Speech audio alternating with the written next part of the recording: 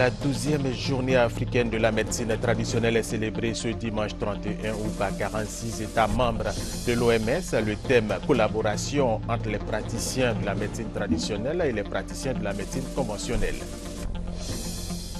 Autre titre, la France assiste la Côte d'Ivoire dans sa lutte contre la piraterie maritime. Un navire de guerre français séjourne en Côte d'Ivoire. À son bord, des marins français. Ils vont partager leurs expériences avec les marins ivoiriens. Et puis le village de Sokoro-Dougou dans la commune de Boniéré-Dougou a son premier établissement scolaire. La réalisation de cette infrastructure est à mettre à l'actif d'un cadre de la localité. Le magazine de ce dimanche a pour invité M. Clément Kwame Bikalo, spécialiste en nouvelle économie et développement durable. Il est aussi préfet du département de Kouto, au nord de la Côte d'Ivoire. Notre entretien avec lui va porter sur le développement durable et nous allons mettre l'accent sur la ville durable. M. Clément Kwame Bikalo, merci d'avoir accepté notre invitation et à tout à l'heure. Bonjour. Mesdames et messieurs, bienvenue et merci de regarder RTI 1. Nous vous le disions dans nos titres. La 12e journée africaine de la médecine traditionnelle est célébrée ce dimanche 31 août par 46 États membres de l'OMS. Le thème « Collaboration entre les praticiens de la médecine traditionnelle et les praticiens de la médecine conventionnelle » à Ouassissé, Victorine Yaoyobwe. La médecine traditionnelle, autrefois banalisée, est devenue aujourd'hui une priorité pour les États et l'Organisation mondiale de la santé, OMS. Une journée internationale est consacrée à cette médecine depuis 12 ans. Pour cette 12e célébration, le ministre de la Santé et de la lutte contre le sida situe l'importance de la médecine traditionnelle. Le développement de la médecine traditionnelle demeure un objectif à atteindre pour tous les pays membres de l'espace CEDEAO et de plus en plus au niveau mondial. Elle représente donc un complément aux prestations de soins de santé de la médecine conventionnelle. Le gouvernement va soumettre bientôt au Parlement un projet de loi portant organisation et exercice de la médecine et de la pharmacopée traditionnelle en Côte d'Ivoire. L'objectif du gouvernement à travers cette loi est de mettre à contribution toutes les nombreuses expertises exerçant dans le domaine de la pharmacopée pour faire avancer la recherche et permettre ainsi aux populations de tirer le meilleur profit de cette médecine.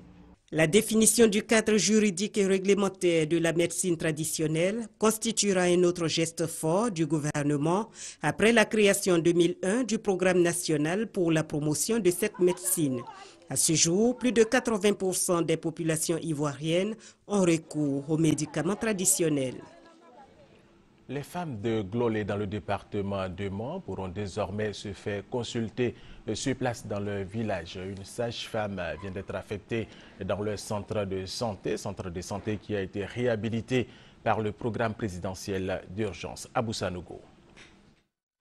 Dame Kwaku Netokpa Menyo Aimé est la première sage-femme du centre de santé de la localité de Glolé dans la sous-préfecture de Podiaguiné, située dans le département de Mans. Une action du programme présidentiel d'urgence PPU. À cette occasion, le préfet de région, préfet du département de Mans, Soroka et Jérôme, avait à ses côtés les chefs de service, les élus et cadres, le corps médical du département de Mans et la chefferie traditionnelle. Après les bénédictions à l'endroit du chef de l'État, faites par le chef coutumier Siki Blon-Blaise, député de Mans sous-préfecture Sanguiné, a remercié le président de la République Alassane Ouattara qui fait de la santé des Ivoiriens l'une de ses priorités. Au président de la République, toute notre reconnaissance pour l'arrivée de la sage-femme dans ce gros village de 7000 personnes. J'avais souligné que le programme du chef de l'État tient compte du bien-être de la population. Nous vivons aujourd'hui la preuve. Danyogo Levolotien Amara, directeur départemental de la santé, a invité les femmes de la localité de Glolé à respecter le programme de vaccination et les consultations prénatales. Le centre de santé de Glolé, réhabilité, comprend une infirmerie, une maternité et 2 logements. La cérémonie s'est achevée par une visite du centre. Les enfants handicapés et orphelins de la pouponnière de Yopougon qui ont des problèmes de vision sont soulagés par l'organisation non gouvernementale Bon Berger. Elle leur a offert une centaine de lunettes pharmaceutiques. Serge Gangomé.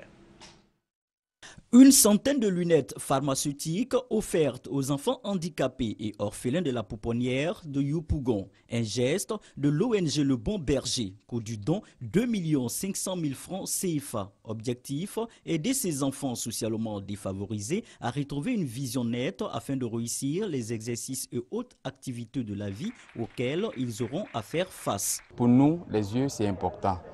Et depuis lors, nous voyons que ces enfants ont des difficultés au niveau des yeux. L'ONG a décidé de pouvoir réagir dans ce sens-là, pour pouvoir aider ces enfants à pouvoir obtenir leur verre pharmaceutique afin qu'ils puissent bien voir et bien aller à l'école. Timoko Gueux, représentant la ministre de la Solidarité de la Famille, de la Femme et de l'Enfant, Anne Désiré Ouloto, Neïté Mamadou, représentant le maire de la commune de Yopougon, Gilbert Kone Kafana, parrain de la cérémonie, ont exprimé la gratitude de ces autorités face à ce acte de générosité des responsables de l'ONG Le Bon Berger. Il faut dire que c'est un réel besoin dans nos structures, parce que nos enfants ont mal aux yeux. Ils ne voient pas clair, hein? Donc ils ne peuvent pas bien suivre en classe. Et puis, ceux qui ne vont pas à l'école, ils ne peuvent pas se déplacer sans l'aide de quelqu'un. Ouverte le 20 novembre 1978 et placée sous le sceau du ministère de la Solidarité de la Famille, de la Femme et de l'Enfant, la pouponnière de Yopougon reçoit les enfants abandonnés et les enfants souffrant de handicap psychique. Elle compte à ce jour 62 pensionnaires. Hier, samedi 30 août, on a célébré la journée internationale des personnes disparues. À l'occasion de cette journée, nos équipes de reportage se sont rendues à la Croix-Rouge de Côte d'Ivoire où les photos de 14 enfants ivoiriens à la recherche de leurs parents disparus ont été exposées. La notion de personne disparue prête à confusion. De nombreuses personnes absentes sont considérées à tort comme des personnes disparues. Pourtant, la distinction est nette. Le commun des mortels confond la situation d'absence et la situation de disparition. L'absence est l'état d'une personne qui a cessé de paraître à son domicile et dont on n'a pas de nouvelles pendant au moins 4 ans. Cette situation est différente de la disparition. La disparition, la dernière fois qu'on voyait la personne, sa vie était en péril. Or, dans le cas de l'absence, elle a cessé de paraître pendant au moins 4 ans. Et contrairement à la disparition, où il faut obtenir un jugement déclaratif de décès, dans le cas de l'absence, on attend 4 ans avant de commencer à faire déclarer l'absence. À travers le monde, des centaines de personnes sont déclarées disparues. En Côte d'Ivoire, en absence de statistiques fiables, difficile d'apprécier l'ampleur du phénomène. Au département recherche du Comité international de la Croix-Rouge, des actions sont menées depuis la fin de la crise post-électorale en Côte d'Ivoire. Pour la recherche de toute personne séparée de la famille ou bien disparue, mais bien sûr en lien avec un conflit armé ou bien une situation de violence.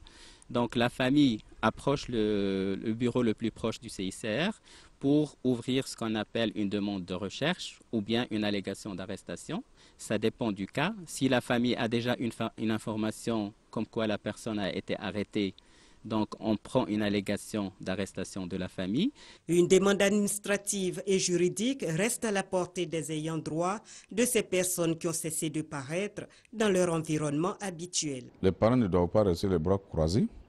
Il faut qu'ils saisissent les tribunaux pour faire déclarer judiciairement le décès des personnes compte tenu des circonstances. S'il se savait que ces personnes, alors la dernière fois qu'elles ont été aperçues, leur vie était en péril. La journée mondiale consacrée aux personnes disparues ce 30 août est un message fort aux gouvernants du monde entier afin que cessent les répressions de tout genre. C'est aussi l'expression de la compassion à l'endroit des parents et proches de ces personnes disparues. Et c'était un reportage de Siaka Kone et Victorine Yao Yobwe. Deuxième grand titre de cette édition, la France assiste la Côte d'Ivoire dans sa lutte contre la piraterie maritime. Un navire de guerre français séjourne en Côte d'Ivoire à son bord des marins français. Pendant 6 jours, ils vont partager leurs expériences avec les marins ivoiriens à Boussanogo. Il s'agit d'une manœuvre militaire maritime franco-ivoirienne qui s'inscrit dans le cadre de la lutte contre la piraterie et le grand banditisme en mer.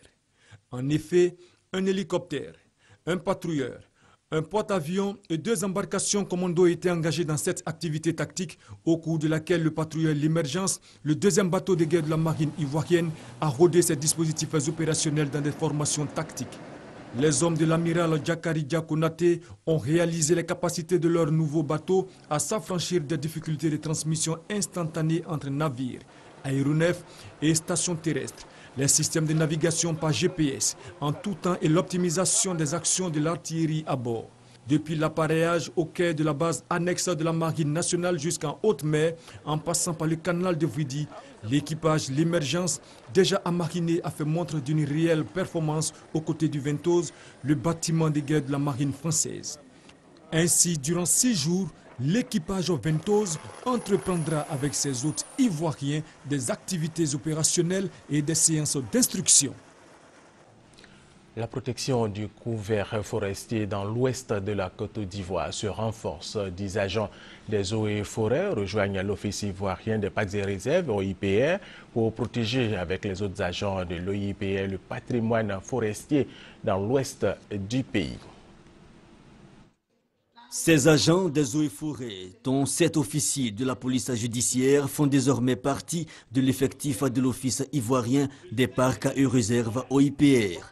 Une cérémonie de prestation de serment donc, ils jurent de protéger le couvert forestier de l'Ouest ivoirien. Nous mesurons effectivement l'ampleur de la tâche qui nous incombe. Veiller à ce que les parcs et les réserves ne soient pas agressés.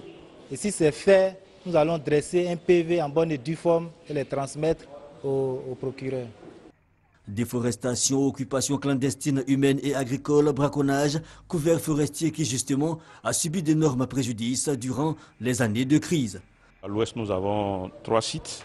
On a le mont Peko, on a le mont Nemba et le mont Sangbé. En termes d'état de conservation, il faut dire que le parc qui nous crée le maximum de problèmes, c'est le mont Peko. Pendant la crise, le mont Peko était dans la zone de confiance et l'OIPR n'avait pas accès à ce parc-là.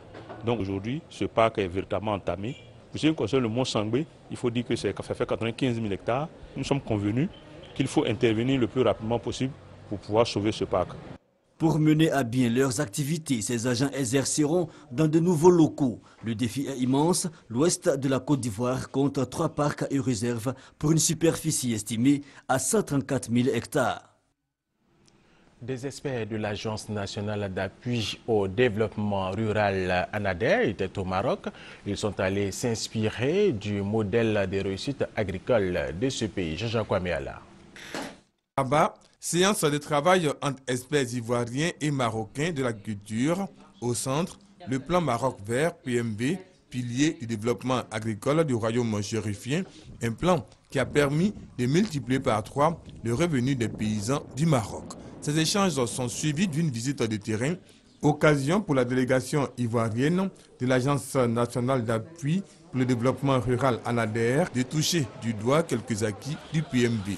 Elle peut tout aussi s'imprégner des stratégies qui ont déclenché ces succès, notamment l'agrégation qui repose sur l'approche projet conduite par de vraies agro-entreprises. La Côte d'Ivoire peut bénéficier de l'expérience des Marocains pour améliorer la productivité, en même temps l'expertise des usiniers.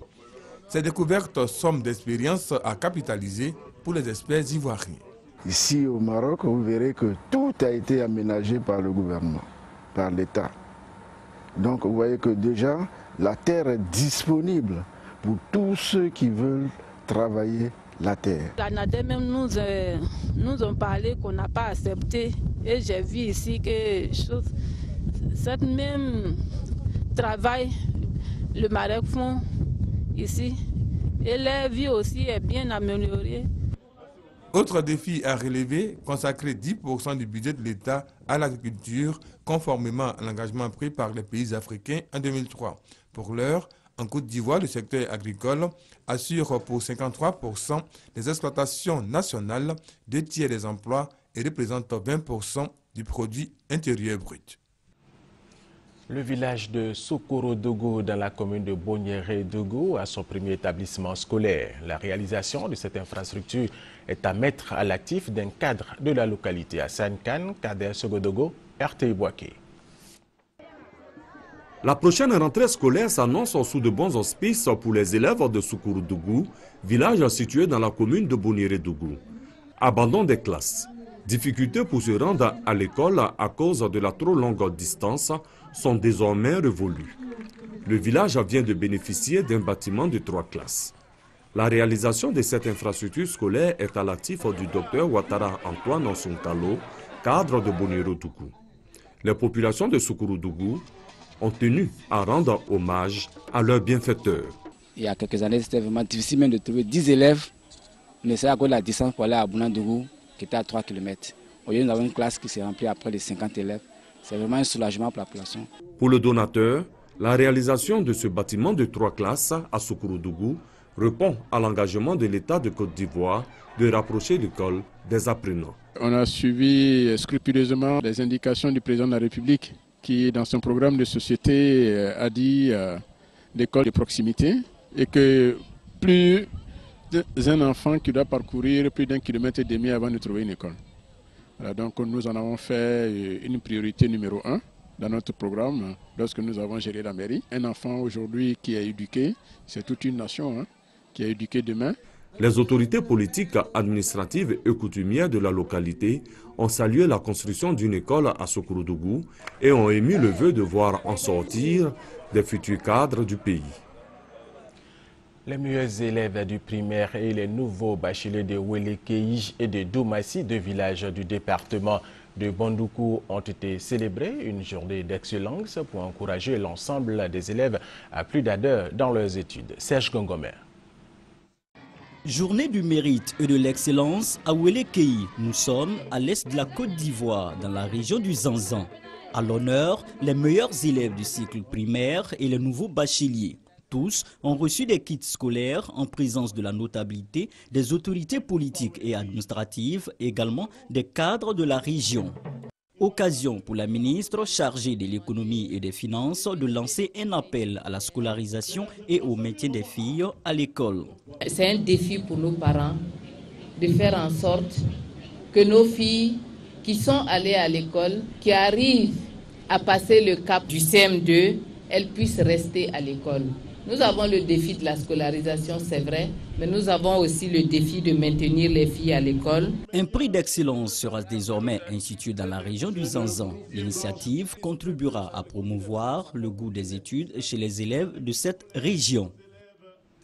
Tout à fait autre chose, la ministre de la Solidarité, de la Famille, de la Femme et de l'Enfant, Anna Désiré Ouloto, était dans le département de Mbayakro, elle qui est allée pour amener les populations de Nzanwakro et celles de Kwadiokwassikro en conflit sur des questions de foncier rural à faire la paix. Chaltatou. Reconstituée d'elle-même 30 ans après le déplacement de la boucle du cacao vers l'ouest du pays, les forêts naturelles dans la région de Mbayakro commencent à réveiller les vieux mots de guerre fratricide. La pratique de l'éviaculture, qui d'ailleurs y réussit, crée déjà la jalousie et la haine dans certains villages. En témoignent les rapports de voisinage considérablement dégradés entre les populations de Nzankro et celles du campement de Kwadio-Kwassikro. La jeunesse de Kwadio-Kwassikro a décidé de s'organiser en divisant la forêt en plusieurs portions. Une partie pour l'EVA et une grande partie pour le vivrier. Et c'est ainsi que nous avons commencé l'exploitation de nos forêts. Ça fait environ 3 ans. Et nous avons été surpris qu'après cette même forêt que nous avons exploitée pendant 3 ans, elle soit revendiquée par nos voisins. Les habitants de Kwadio-Kwassikro ont vu leurs maisons et leurs biens matériels incendiés par leurs voisins. C'est donc pour apaiser les esprits et les cœurs des populations de ces 2 localités opposées que la ministre de la Solidarité, de la Famille, de la Femme et de l'Enfant, Anne Ouleto, y est allée les mains chargées de vivres et de non-vivres. Anne Ouleto a rappelé aux populations de Zankro que les actes de vandalisme n'honorent pas le pays et le président de la République, Alassane Ouattara. Une demi-tonne de riz, de l'huile, des sachets de pâtes alimentaires leur ont été offerts. À Kwadio-Kwasikro, le même message a été livré aux populations victimes des actes de vandalisme de leurs voisins. Quelles que soient les circonstances vécues, quelles que soient les difficultés, trouvez toujours le temps de s'asseoir sous l'arbre à palabre, de parler, de discuter jusqu'à trouver des solutions consensuelles. Les populations qui ont essuyé la haine de leurs voisins ont reçu une tonne de riz, des lots d'ustensiles de cuisine, des matelas et plusieurs cartons de savon, d'huile et de sachets de pâtes alimentaires. L'Association des élèves et étudiants musulmans de Côte d'Ivoire fait le bilan de 40 ans de vie associative. C'était au cours de la 26e édition du séminaire de formation islamique qu'elle a organisé. F. Boué, Kwasi Mamadou. Grande mosquée de Mans, nous ne sommes pas à un moment de prière ordinaire.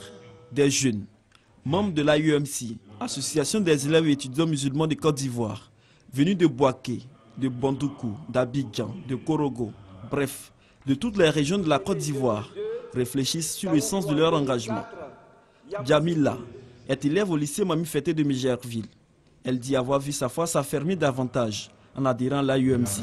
Ce qui a vraiment changé avec moi, c'est ma manière de vivre parce que avant je ne portais pas le voile, mais avec l'AUMC j'ai appris quasiment que le voile était obligatoire pour moi. J'ai aussi appris plusieurs choses aussi, la vie du prophète Mohammed sallallahu alayhi wa sallam. C'est donc pour dresser le bilan des 40 ans d'activités socio-éducatives que se tient la 26e édition du séminaire national de formation islamique, Sénafois, à Mans. Un bilan jugé satisfaisant par l'ensemble des acteurs.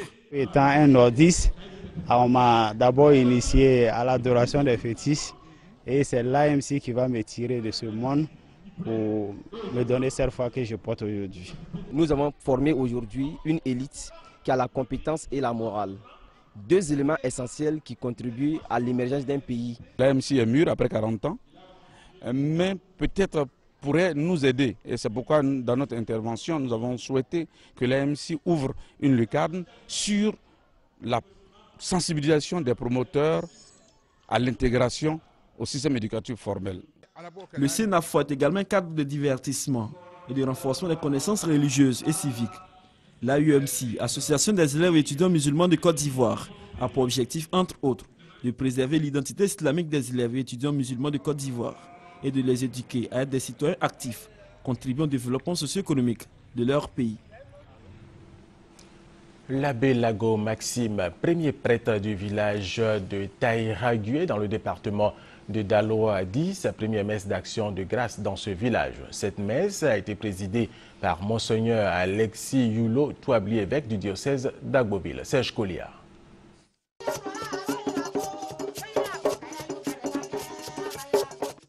Taïragué a attendu longtemps pour avoir enfin cette messe d'action de grâce dite par son premier prêtre. Ce moment de communion avec Dieu revêt un caractère spécial pour les filles, fils du village et cadres de la région. Ils ont fait le déplacement nombreux. Comme quoi, Taïragué, village culturel, fief des Iglibiti et terre de feu Ernesto Guégué, veut se donner également une identité religieuse. Après 5 années de sacerdoce, l'abbé Lago Maxime se dit heureux d'être prêtre. Et pour réussir sa mission, le prêtre doit pouvoir communiquer d'abord aux siens sa ferveur religieuse. Pour tous ses fidèles venus écouter son message, il a fait des bénédictions avant de les inviter à se tourner résolument vers Dieu. Chrétiens, qu'on est prêtres, nous sommes là pour effectivement donner Dieu aux hommes. Mais comment le faire ? La première messe de l'abbé Maxime Lago s'est déroulée sous le regard paternel de l'évêque du diocèse d'Agboville, Monseigneur Alexis Yulo Touabli. Le président de la conférence épiscopale se félicite de l'engagement de Taïragué à faire l'œuvre de Dieu à travers ce fils qui met sa vie au service de l'évangile. À son filleul, il a souhaité toutes les grâces de Dieu dans l'exercice de sa mission. Taïragué a dit toute sa fierté à l'abbé des cadres de la région, invité de cette messe d'action de grâce, notamment Maître Koussou-Grosseri Émile, ex-maire de Daloa, et bien d'autres cadres ont adressé leurs félicitations et encouragements au père Maxime Lago. Les villageois ont célébré le prêtre par des pas des Iglibiti, ce rythme qui a fait connaître Taïragué au-delà des frontières ivoiriennes. Le canton Alangwa dans le département de Bongwanou a également son premier prêtre. Il s'agit de l'abbé Félix Ekanza. Il a aussi dit dans son premier village la première messe d'action de grâce. Honorine Kakou à Nigori. C'est dans l'allégresse que les populations du canton Alangwa dans le département de Bongwanou ont célébré leur deuxième prêtre. L'abbé Félix Ekanza a été ordonné prêtre le 1er février 2014. Il est le premier prêtre du village d'Assahara, à 28 km de Bongwanou, et le deuxième prêtre du canton Alangwa. C'est dans ce village qu'il a célébré ce mois d'août sa messe d'action de grâce.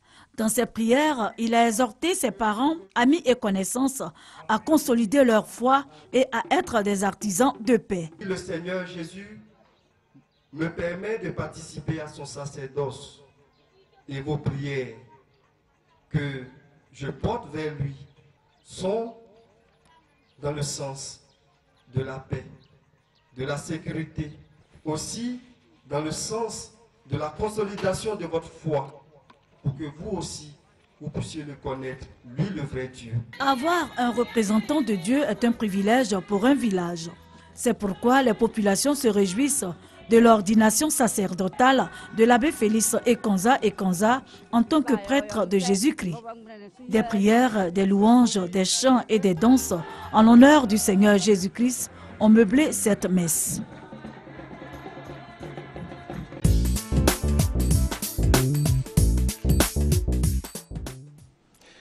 Le magazine de ce dimanche a pour invité M. Clément Kwame Bikalou, spécialiste en nouvelle économie et développement durable. Monsieur Clément Kwame Bikalou, vous êtes aussi préfet du département de Kouto, au nord de la Côte d'Ivoire. Notre entretien avec vous va porter sur le développement durable et nous allons mettre l'accent sur la ville durable. Mais avant, nous allons suivre ce reportage d'Abou Sanogo. Notion entrée récemment dans le vocable des Ivoiriens, mais dont les contours échappent à la majorité d'entre eux. La ville durable peut être considérée comme un projet politique, un objectif global qui doit guider les politiques d'aménagement et de développement urbain, mais aussi l'ensemble des politiques d'une collectivité. Elle passe nécessairement par l'amélioration de la mobilité urbaine, l'accès aux services de base, la gestion des déchets, la lutte contre la pollution de l'air et les nuisances sonores, la protection de l'environnement et des espaces naturels menacés, l'amélioration et la gouvernance locale et le renforcement de moyens humains et financiers. Elle associe les citoyens aux performances et à l'évaluation.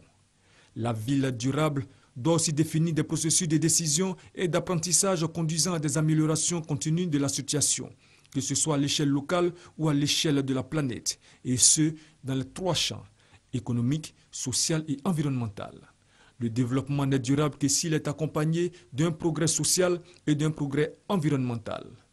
En Côte d'Ivoire, la récente visite du président français François Hollande a donné lieu à un forum entre experts français et ivoiriens afin de mettre en œuvre un plan de la ville durable dans le pays. Monsieur Kwame Bikalou, la notion de ville durable, cette notion est nouvelle. Qu'entend-on par ville durable? D'abord, merci, bonjour. Je voulais dire d'abord que la ville durable en tant que telle, il n'y a pas de définition officielle de la ville durable. On la considère comme la ville de demain, mais surtout c'est la réponse à une forte croissance urbaine. Figurez-vous, aujourd'hui dans le monde, il y a 50% de la population qui vit dans les villes. Avec tous les problèmes que cela engendre, vous avez la forte croissance au niveau de la circulation automobile, vous avez les pollutions, vous avez les embouteillages à des heures de pointe, vous avez des émissions de CO2. Donc, si vous voulez, dans l'idée des villes durables, il est question de ne pas accentuer les difficultés que nous vivons déjà. Donc, si vous voulez une définition de la ville durable, on peut la concevoir comme la ville qui est soucieuse du confort de vie des populations et en même temps respectueuse de l'environnement. Encore, comment peut-on parvenir à une ville durable? Bon, la ville durable en elle-même vise le développement urbain. Et pour y parvenir, il y a un certain nombre de questions auxquelles il faut trouver des réponses. Quel aménagement urbain concevoir? Comment développer des transports qui conviennent à la constante croissance urbaine et qui soient en même temps écologiques? Comment faciliter l'accession à des logements économes en énergie à tout le monde. Quand vous avez répondu à ce genre à ces questions, déjà, vous n'êtes pas loin de la ville durable. Alors, quelle relation il y a entre ville durable et développement durable? Bon, la ville durable est une unité urbaine qui respecte les principes du développement durable.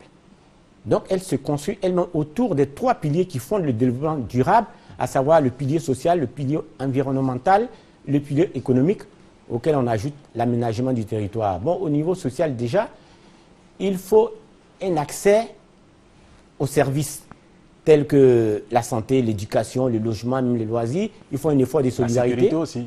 La sécurité. Oui.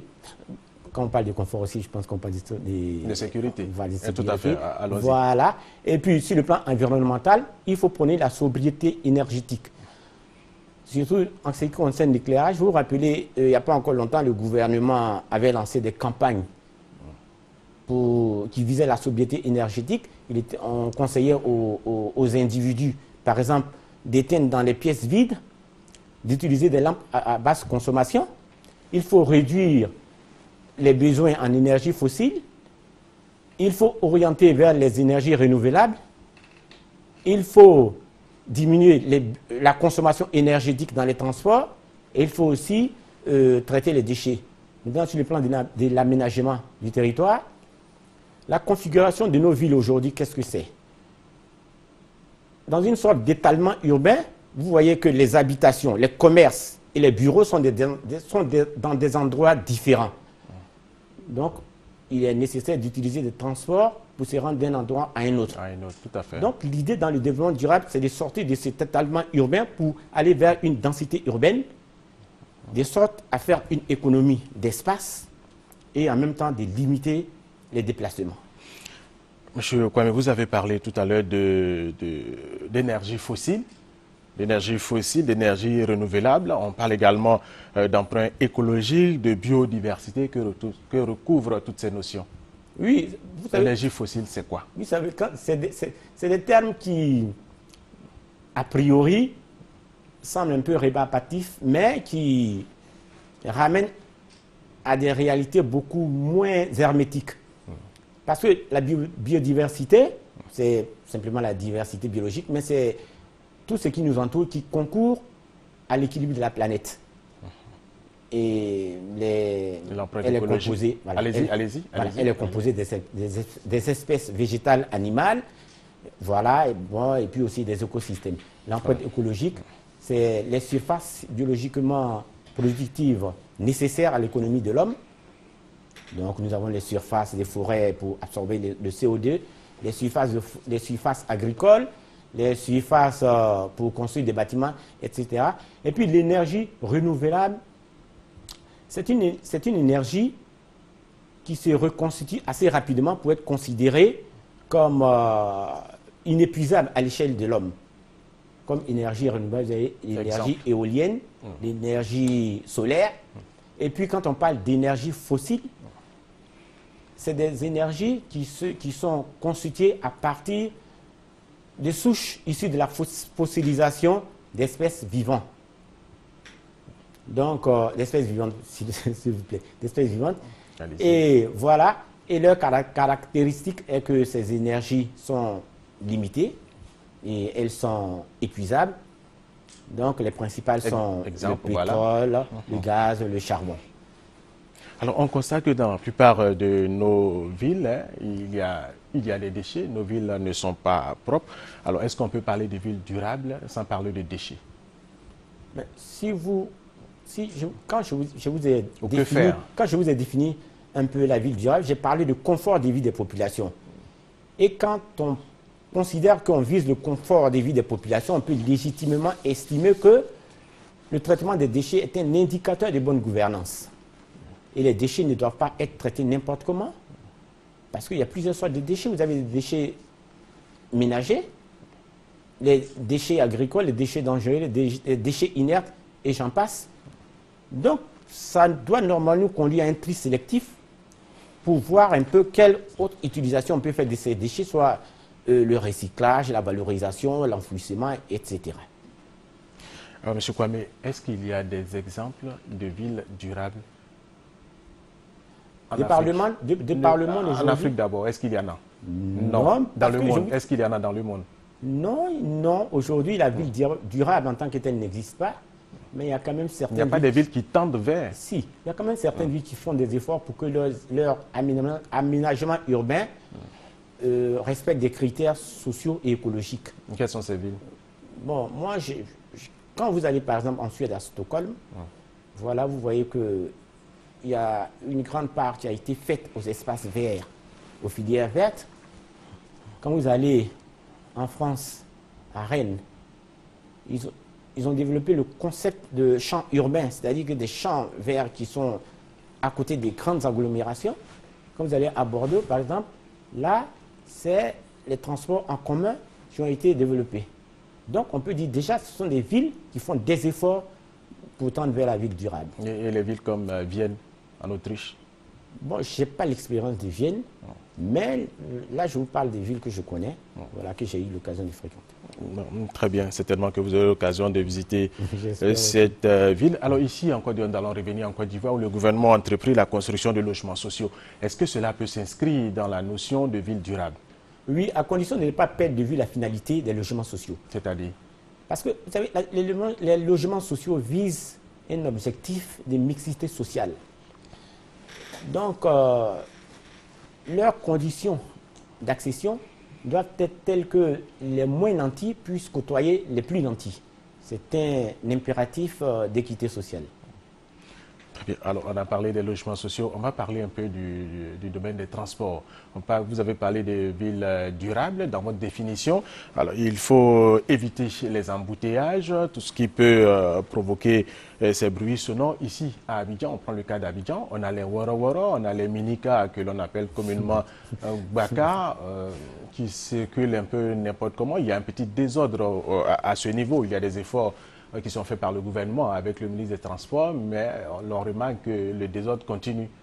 Oui, si on considère... Dans ce cas d'espèce, voilà, qu'est-ce qu'il faut faire? Si on considère qu'on vise quand même à réduire d'abord le flux de la circulation, si on considère qu'on veut réduire la pollution, on veut réduire les émissions de gaz, tout le monde pense que les transports en commun sont une des solutions.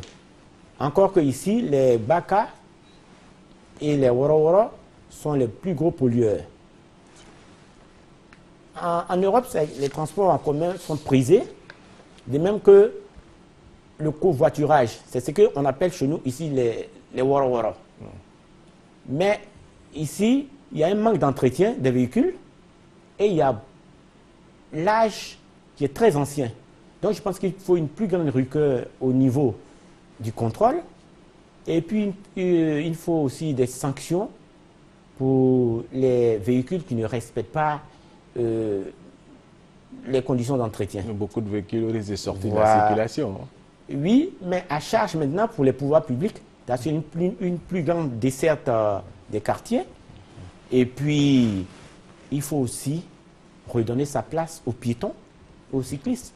Imaginez, regardez aujourd'hui des villes où il n'existe même plus de trottoirs. Il n'y a plus de pistes cyclables. Je pense que tout ça, c'est des choses à corriger si on veut tendre vers la vie durable. Je crois que c'est tout un processus. Qu'en est-il de la sécurité? Aujourd'hui, il y a le phénomène des microbes, enfants microbes dans les villes. Tout cela perturbe un peu le développement de ces villes pour tendre vers les villes durables à partir de votre définition. Oui, mais le problème, même si on n'étend pas vers la vie durable, le problème de sécurité, c'est un problème dont le gouvernement est conscient. Je pense que c'est un problème qui est traité, même si on n'a pas pour ambition à court terme d'aller vers la vie durable. Le problème de sécurité, c'est un problème actuel et il faut le résoudre. Je crois, mais quand on parle de ville durable, normalement, on peut parler des architectes qui sont la base, à la fondation, à l'origine même du développement des villes. Alors, quel peut être leur rôle dans la construction d'une ville durable? Vous savez, l'architecte a une dimension de réflexion particulière sur la construction des bâtiments. Et cette dimension est multiforme parce qu'elle est à la fois esthétique, sociale, environnementale et même philosophique. Donc, tout est pris en compte. Tout est pris en compte. Voilà. Donc, de par ce regard global que l'architecte porte sur la cité et l'habitat, il est un maillon important dans tous les projets qui concernent la mise en œuvre des structures qui répondent aux normes du développement durable. Donc, je ne sais pas comment on peut faire. On peut parler de confort de vie sans penser à l'architecte. Je ne sais pas comment on peut parler de matériaux de construction performants sur le plan environnemental sans penser à l'architecte. Donc, vous voyez un peu qu'au début, elle a fait du tout. Est-ce que selon vous, au niveau de la Côte d'Ivoire, est-ce que ces architectes agissent suffisamment pour bâtir des villes qui vont tendre vers les villes durables? Le problème est de savoir est-ce qu'ils sont suffisamment sollicités. Est-ce qu'ils agissent eux-mêmes? Bon. Est-ce qu'il y en a? Je pense qu'ils seraient mieux placés pour y répondre, mais moi je pense qu'on devrait les solliciter plus souvent. Alors, bâtir une ville durable, c'est... Est-ce que, M. Kwame, ces villes durables peuvent partir de l'économie verte? Oui, je pense. Parce que, vous savez, l'économie verte... Est-ce que vous avez parlé d'environnement dans vos définitions, dans vos différentes définitions que vous avez données? Voilà, l'économie verte, c'est toutes les activités économiques qui se bâtissent autour de la protection de l'environnement. On les appelle d'ailleurs éco-activités. Vous savez, aujourd'hui, en 2009, en France, il y a eu près de 430 emplois qui ont été générés autour de ces éco-activités. Et je pense que l'économie verte peut être un complément ou même une alternative crédible à l'économie classique qui est basée sur des matières premières qui sont épuisables. Donc je pense que c'est une filière à exploiter. Alors, ville durable et économie verte, quelle relation vous faites? C'est ce que je viens d'expliquer. Oui. C'est-à-dire que la ville durable dépend de l'économie verte. Voilà, non, pas la ville durable ne dépend de l'économie verte. C'est-à-dire la ville durable peut être un terreau pour une économie verte. Parce qu'il y a plusieurs activités.